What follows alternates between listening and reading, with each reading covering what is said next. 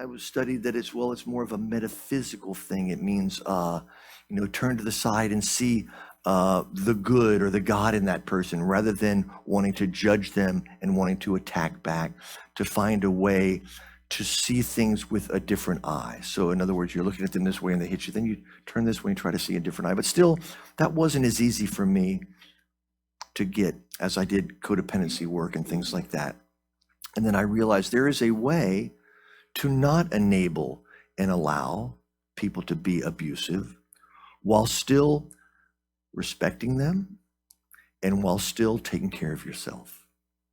And I really believe we have misinterpreted that quote all these years. Now, what's the possibility that something was said by Jesus of Nazareth, or as he's known in the hip hop community, the Naz? What's the possibility that the Naz said something, and by the time it got on paper, it might not have been worded perfectly the way he said it? Okay, so I think originally it might have been plural. Somebody is offensive to you, turn the other cheeks and walk away. One little letter changes everything. But what to me, what that means is, it doesn't mean you stand and take more of it, but it also means you don't strike back. You take care of yourself without inflicting your pain on them. I once heard that when we get really, really angry, unless it's just a knee-jerk reaction, the anger is because we think the person should have done what they did differently. Now, that will make you crazy. All these lies in our heads that we think people should be doing things differently. Byron Katie, who's one of our big heroes, says, here's how you know if somebody did something the way they were supposed to. If they did it.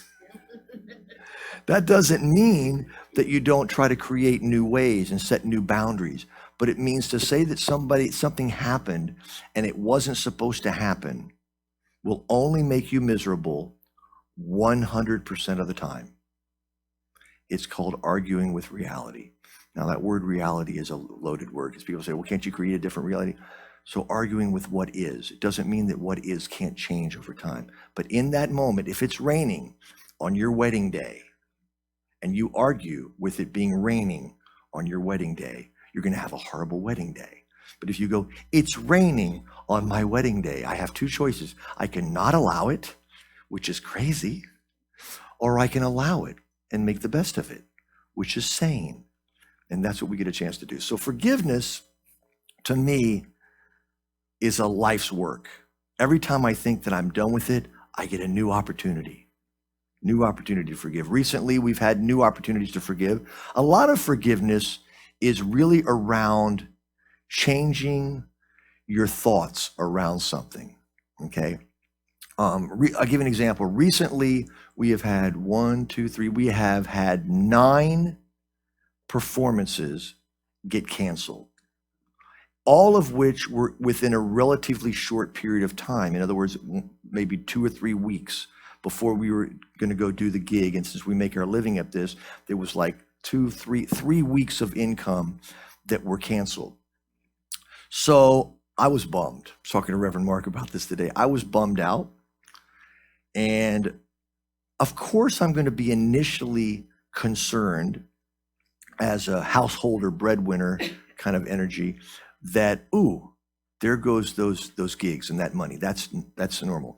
But the anger that I had and the fear that I had was really uncomfortable for weeks. I was putting it on Facebook. I was saying, I'm going through a tough time, and blah, blah, blah, blah. And then what I realized was, with some counseling and help, is that most of my really bad energy was all in my head. It was not because of what happened. It was because of thoughts that I held about what happened. It was because of fears that I imagined would happen to me. You know, I was actually predicting the worst. But one thing that really came to me was I created a judgment and a belief system. I created 3 lies. I'm going to tell you what my 3 lies are. The first lie I created was churches should never, ever cancel me unless they give me at least 3 months' notice. Now, how do I know that's a lie? Because churches canceled me with less than a 3 months notice. So that's a lie. But as long as I believe that lie, I could judge them for not doing what they were supposed to do. Reverend Mark was calling it shooting on them. I was shooting on them. They should. The other lie I had was, if churches do cancel me, they should tithe me the money from their tithe account that I would have made that week. Well, many churches have canceled me and have not tithed me, so I know that's a lie. And the third lie was, churches should tell me very intimately and authentically exactly why they chose to do this. Well, I've had churches that would not tell me why they chose to do it, so that was my third lie. And I realized if I let go of those three lies, along with this false evidence appearing real, that Angelina and I are going to be in financial trouble because of this, I felt really good. And when I did that, I ended up booking all kinds of other stuff around it, and some other really good things came in, and I just allowed, and it flowed to me. And so to me, part of forgiveness is forgiving yourself for making up a lie about other people. We love those lies. Why do our egos love those lies? Because that way we can blame them for how we're feeling. And really how we're feeling is largely because of those lies. It's like a dog chasing their tail, like that. So I think forgiveness is not something that we just do overnight. If you've met people that will, like, if you hurt somebody or do something that really affects somebody and they forgive you like really quickly, chances are it's going to come out sideways later. Oh, I forgive you. It's all right. You did the best you could. It's kind of a process. So here's my personal stages of forgiveness that work for me. Stage one, usually it's right when I'm in it. I forgive that jerk for what they did to me. Now, is that an ego-based forgiveness? It is, but that may be all that's available at that moment, especially if you're still physically or emotionally hurting from whatever happened. If somebody steps on your foot and causes your toe to bleed, you're going to scream out. I learned a new way of saying something. Sometimes you go, mother of pearl. Somebody, where's that lady that said that today? She watches the kids. That's great. That was great. I'm going to say that because it really felt good. I heard it and I thought she was going somewhere else.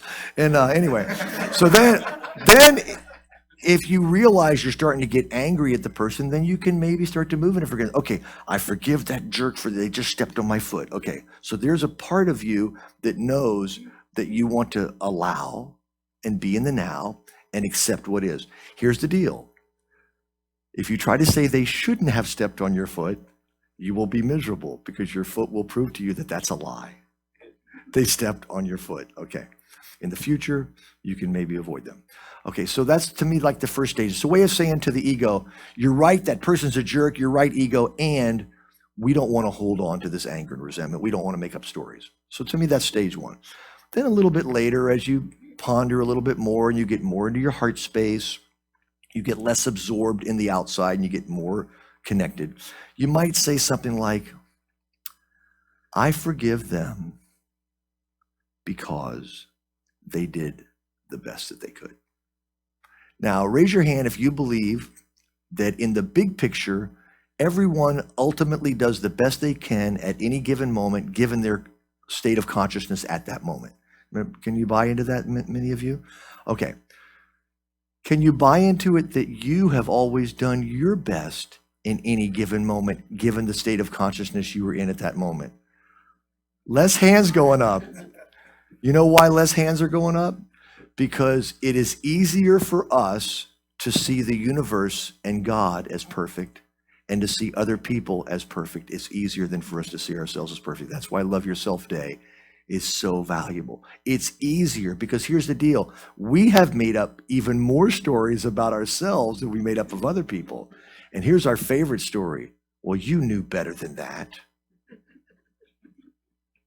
Let me tell you something.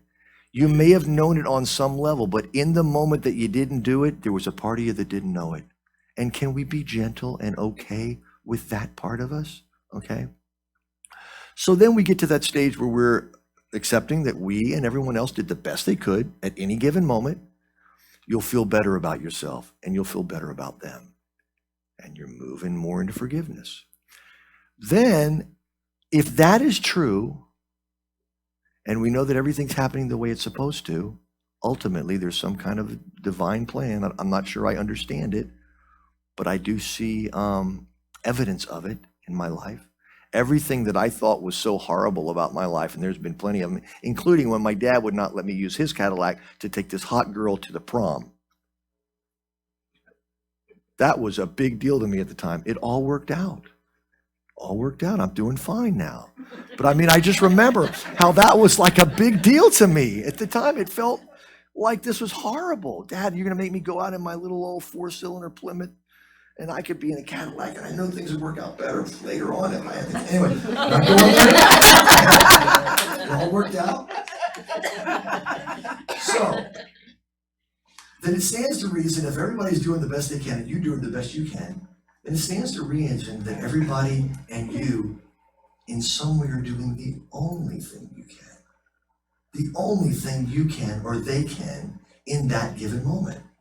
Now you might say, yeah, well, they could have made a different choice. Well, not anymore. Where you are and where they are, in that moment, that little dance had to happen the way it happened or it wouldn't have happened. That's my theory on it.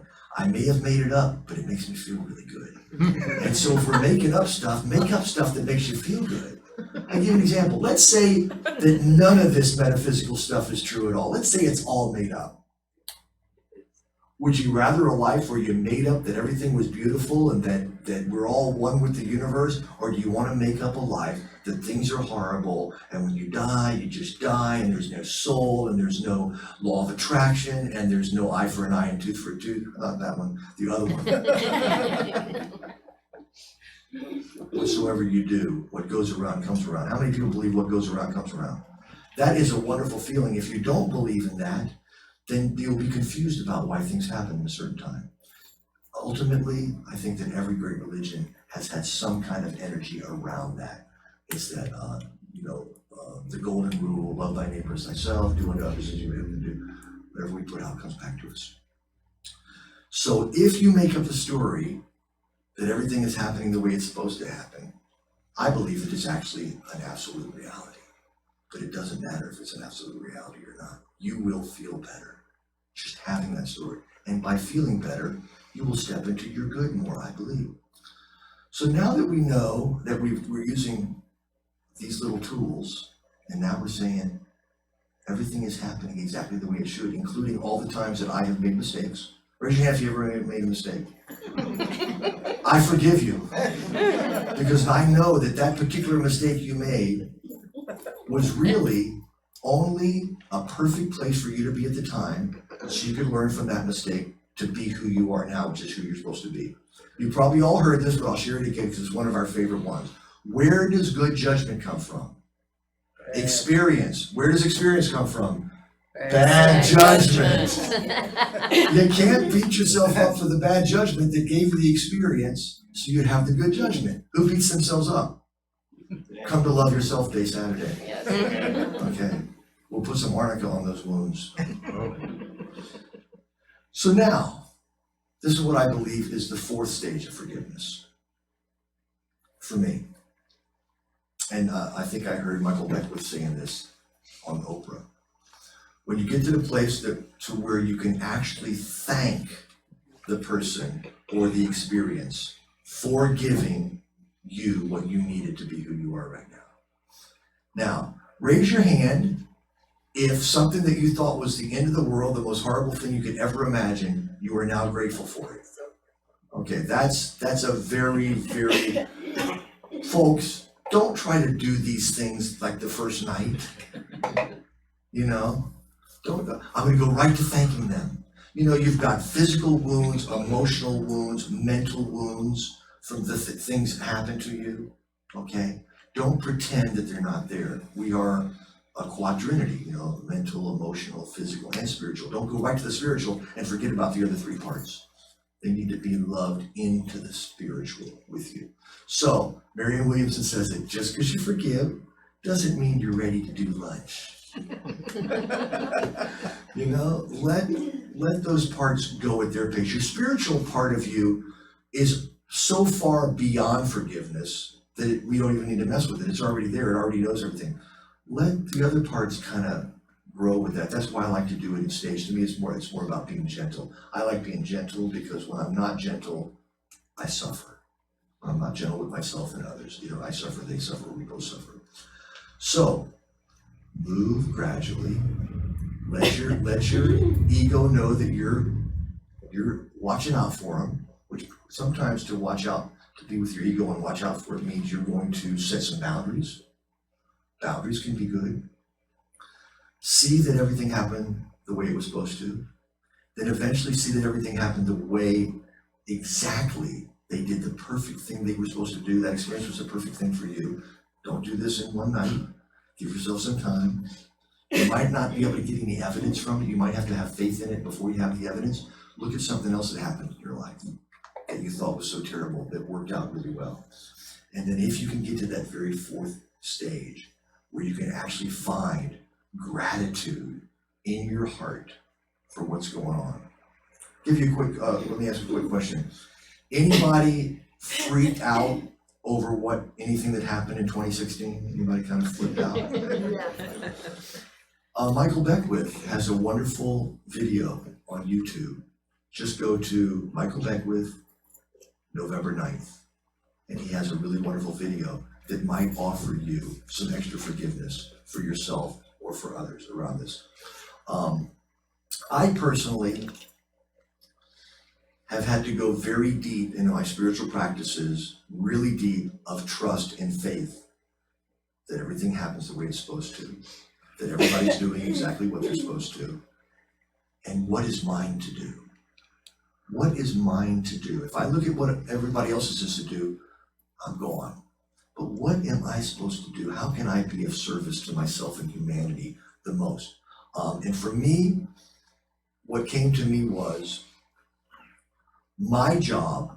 I came here to this earth to remind people to be respectful of others.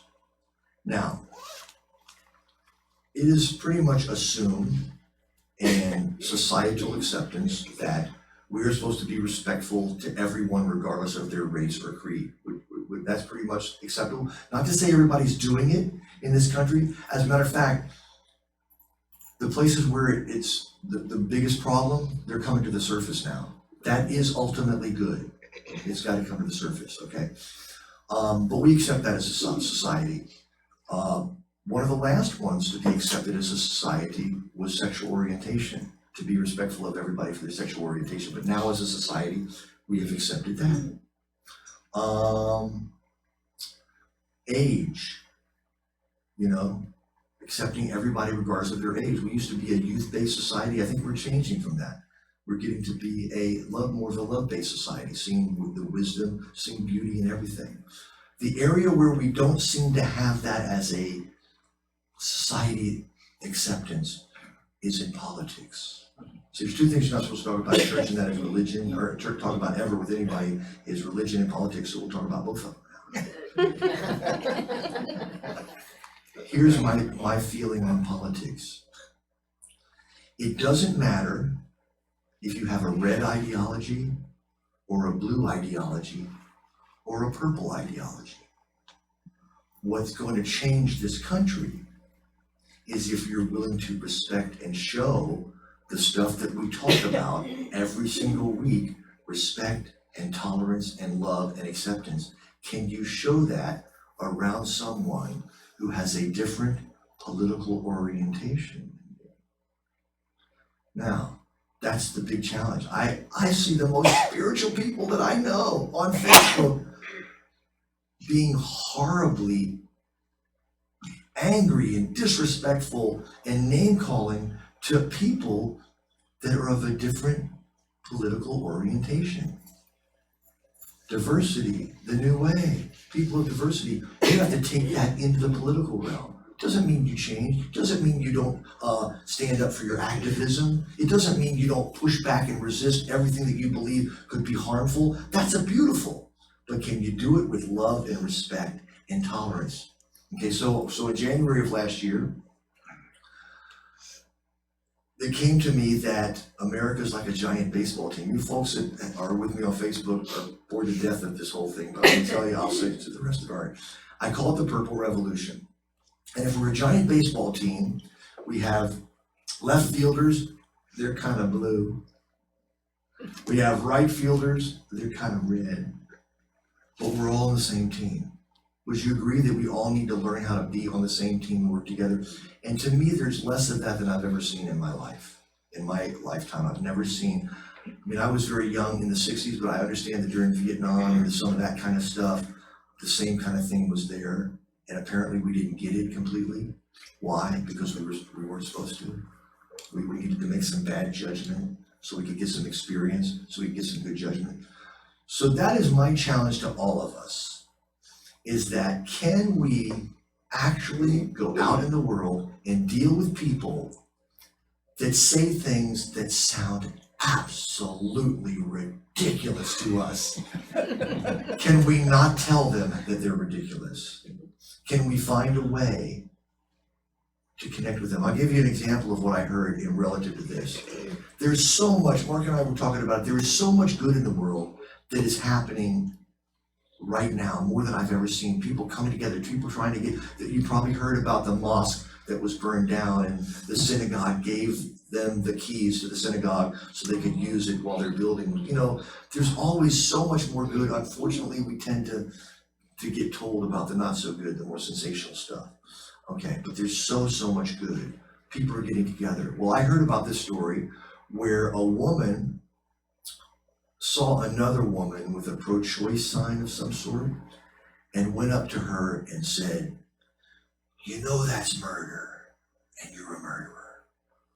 And rather than striking back, the woman said to her, "Would you be open to sharing with me why you believe this so fervently?" Now that woman did not expect her to say that, expected her to strike back and maybe attack. And she said, "Really?" She said, "Oh no, yeah, that's your belief system.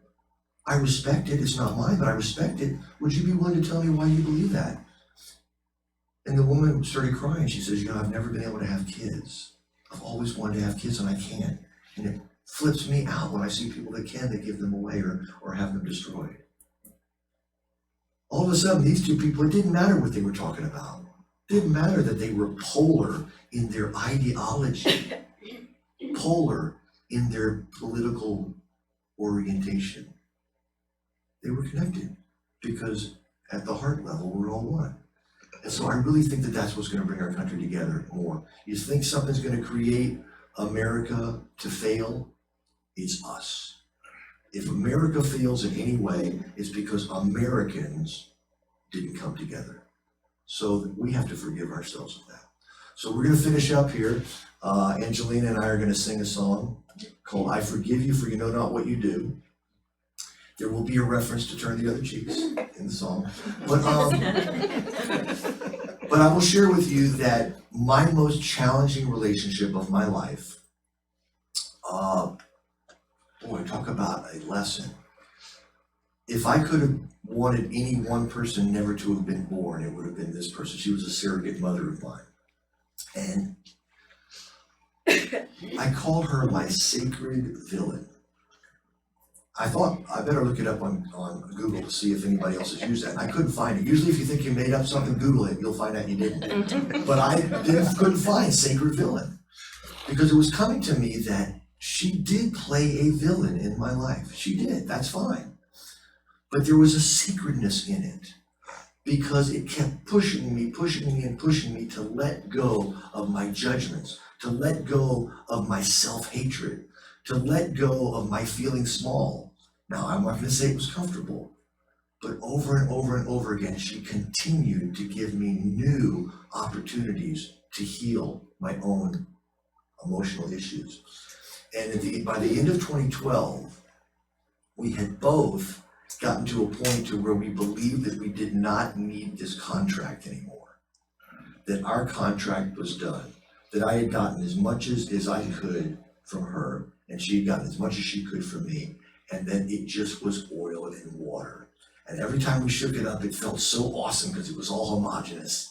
And then whenever it would sit for a while, it would totally separate again and we would be back in our drama.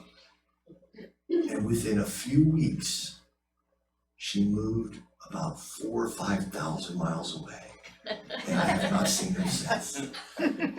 Every once in a while I would get a call or leave a message or something. I don't even know where she is. It's awesome. When the contract was up, we no longer had to be in each other's life. And I'll tell you a lie that I believe. I believe because she was a family member, because she had co-raised me, that I needed to have a certain amount of connection with her. That's what kept me allowing myself to have more and more nightmares. And so we don't have to do that. We don't have to make up these lies. If you ever do the Byron Katie work, ask yourself, is it true? The thought that you believe that's holding you back, is it true? Are you absolutely sure it's true? How do you feel when you think it's true? And what would you do if you didn't have that belief system? Byron Katie fans out there? Okay, it's really powerful work. Okay, Angelina, will you join me? I wrote this song before I got it. I wrote it to help me get it, okay?